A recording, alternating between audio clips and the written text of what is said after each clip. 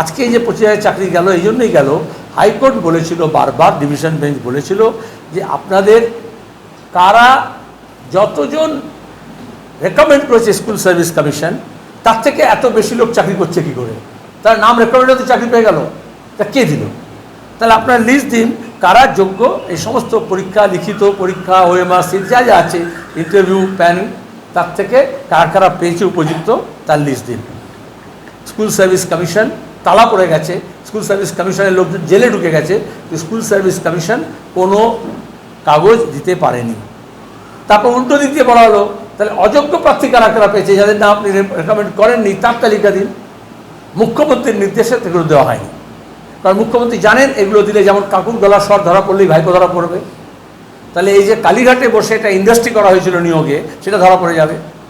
তাহলে আমি I blame squarely chief মিনিস্টারকে, শিক্ষা দপ্তরও নয়, কারণ এই গোটা পরিকল্পনা করা হয়েছে নবান্ন থেকে এবং কালীঘাট থেকে, রূপায়িত করা হয়েছে তৃণমূলের দপ্তর থেকে।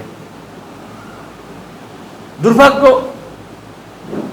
যাদের চাকরি গেল তাদেরকে বলা হচ্ছে টাকা ফেরত দাও, স্বাভাবিক যদি বেআইনি হয় যোগ, কিন্তু এদের অনেকেই আইনি পথে চাকরি পেতেন, আসলে ডকুমেন্টস দেয়নি, নিজেদের যেতে ফেসে যাবে কার রেকমেন্ডেশনে কে দিয়েছে। কারণ পার্থ চ্যাটার্জি বলেছে মুখ্যমন্ত্রীর কাছ থেকে লিস্টটা আসতো, ভাইপোর কাছ থেকে লিস্টটা আসতো, তাহলে পিসি ভাইপো বাঁচার জন্য এদের চাকরি গেল।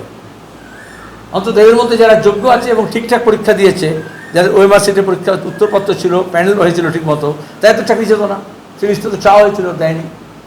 আর যারা অযোগ্য বা টাকা দিয়ে চাকরি হয়েছে, যাদের যাদের চাকরি হয়েছে তার থেকে 10 গুণ লোক টাকা দিয়েছে, যারা চাকরি পায়নি তাদেরকে, এবং যাদের এখন টাকা ফেরত দিতে বলা হচ্ছে তাদেরকে আমি বলবো তারা যান তৃণমূলের নেতাদের নামে এফআইআর করুন,